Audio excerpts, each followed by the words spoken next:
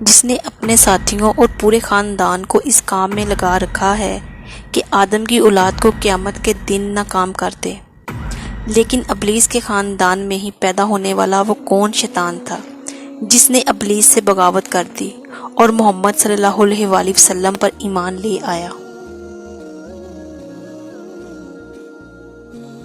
جب اس کی ملاقات حضور سے ہوئی تو اس نے آپ کو کیا بتایا اور اب وہ شیطان کہاں ہے؟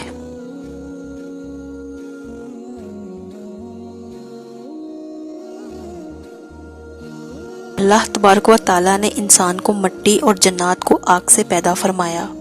انہی جنوں میں ایک جن جس کا نام ابلیس تھا، اس نے آدم علیہ السلام کو سجدہ کرنے سے انکار کیا تھا، جس کی وجہ سے اسے بارگاہ خداوندی سے نکال دیا گیا۔ ابلیس نے تا قیامت بنی آدم کو گمراہ کرنے کی قسم اٹھائی، اور اس طرح انسان اور ابلیس کی یہ تاریخی جنگ آج تک جاری ہے۔ دراصل قوم جنات کی تخلیق حضرت آدم علیہ السلام سے کئی ہزار سالوں پہلے ہی کی جا چکی تھی۔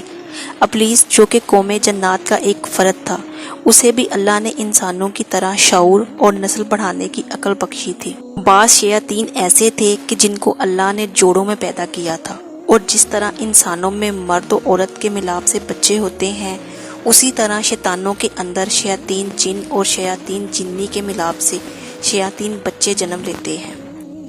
لہٰذا ابلیس کے ساتھی اور اس کی اولادوں میں بھی وقت کے ساتھ ساتھ اضافہ ہوتا چلا گیا، اور لشکر ابلیس بنی نوع انسان کو گمراہ کرنے کے لیے اس زمین پر پھیل گئی۔ ابلیس کے مختلف بیٹے اور پوتے مختلف کام پر مامور ہو گئے۔ ان میں کوئی انسانوں میں زنا کاری کو عام کرتا ہے، کچھ شیاطین انسانوں میں فتنہ و فساد پھیلاتے ہیں، تو کچھ انسانوں کو آپس میں لڑاتے ہیں۔ اسی طرح شیطان کی اولادیں اور خاندان کی تعداد بے انتہا ہے، جو مختلف برائیوں کو عام کرنے میں انسانوں کو گناہ میں ملوث کرتے ہیں۔ لیکن ابلیس کے ان تمام بیٹوں، پوتوں اور خاندان میں ایک شیطان ایسا بھی ہے جس نے ابلیس سے بغاوت کی تھی۔ حضرت انس بن مالک اور حضرت عمر ابن خطاب رضی اللہ تعالیٰ عنہ سے روایت ہے کہ ایک روز ہم نبی کریم صلی اللہ علیہ وآلہ وسلم کے ہمراہ مکہ کے جنگلات کی طرف نکلے۔ ہم پہاڑوں کے ایک پہاڑ پر بیٹھے تھے کہ ایک بوڑھا شخص نمودار ہوا جو اپنی لاٹھی کے سہارے چل رہا تھا۔ اس نے حضور کو سلام کیا۔ آپ صلی اللہ علیہ وآلہ وسلم نے سلام کا جواب دیا اور فرمایا، یہ بوڑھا اپنی آواز چال ڈھال سے جن معلوم ہوتا ہے۔ اس بوڑھے نے کہا، جی ہاں، آپ کا اندازہ صحیح ہے۔ آپ صلی اللہ علیہ وآلہ وسلم نے اس سے دریافت کیا کہ تو کون ہے اور تیرا تعلق جنوں کے کس گروہ سے ہے؟ اس نے کہا، میرا نام حامہ ہے، میں ہیم کا بیٹا ہوں جو لکیس کا بیٹا ہے، اور لکیس ابلیس کا بیٹا ہے۔ اس پر نبی صلی اللہ علیہ وآلہ وسلم نے فرمایا، گویا تیرے اور ابلیس کے درمیان 2 پشتوں کا فاصلہ ہے۔ اس نے کہا، ہاں، آپ نے درست کہا۔ پھر آپ صلی اللہ علیہ وآلہ وسلم نے اس سے دریافت کیا کہ تیری عمر کتنی ہے؟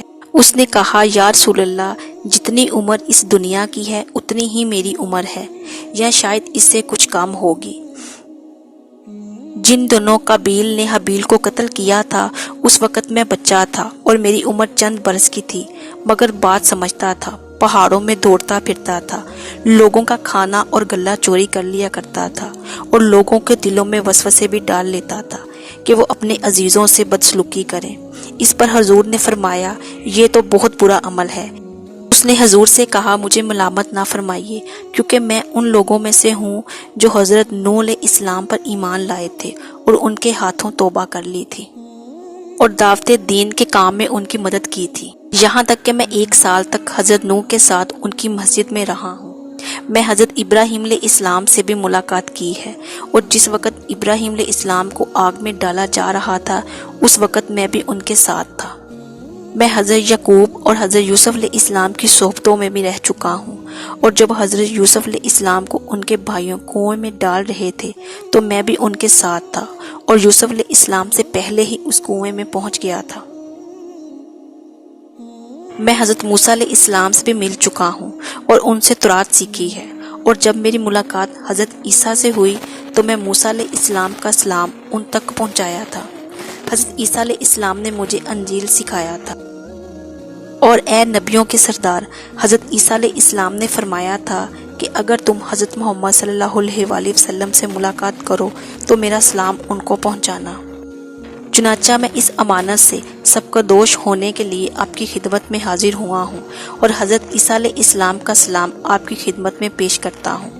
نبی صلی اللہ علیہ وآلہ وسلم نے فرمایا، عیسیٰ پر سلام ہو، اور اے حامہ، امانت پہنچانے کی وجہ سے تجھ پر بھی سلام ہو۔ پھر حامہ نے کہا، اللہ کی قسم میں بہت شرمندہ ہوں اور میں اللہ کی پناہ مانگتا ہوں اس بات سے کہ میں کافر رہوں۔ پھر اس نے کہا کہ میں آپ پر ایمان لاتا ہوں۔ اس کے بعد وہ جن اتنا رویا کہ صحابہ اکرام بھی رونے لگے۔ پھر اس نے کہا، آپ مجھے قرآن سکھا دیجئے۔ چنانچہ نبی صلی اللہ علیہ وآلہ وسلم نے اس جن کو قرآن کی تعلیم دی اور اس کو سورۃ واقعہ، سورۃ شمس سکھائے۔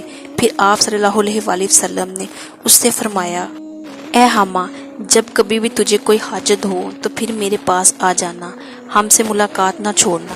صحابہ اکرام فرماتے ہیں کہ حامہ وہاں سے چلا گیا اور پھر اس واقعہ کے بعد کبھی بھی حضور نے حامہ کے بارے میں کچھ نہیں فرمایا، اور کچھ عرصے بعد آپ صلی اللہ علیہ وآلہ وسلم کی وفات ہو گئی۔ اللہ ہی بہتر جانتا ہے کہ اب حامہ زندہ بھی ہے یا مر گیا۔ ایک روایت میں حضرت عائشہ رضی اللہ تعالیٰ عنہ سے منقول ہے کہ رسول اللہ صلی اللہ علیہ وآلہ وسلم نے فرمایا کہ حامہ جنت میں ہے۔ بلا شبہ اللہ جسے چاہتا ہے ہدایت دیتا ہے۔ ہدایت اور نور ہر اس مخلوق کے دل میں سما سکتی ہے جو اپنے گناہوں سے توبہ کرے اور حق کو قبول کر لے، خواہ وہ خدائی کے دعوے دار فرعون کے گھر میں رہنے والی بی بی آسیہ ہو یا کسی گناہگار کے گھر پیدا ہونے والا نیک صفت انسان ہو۔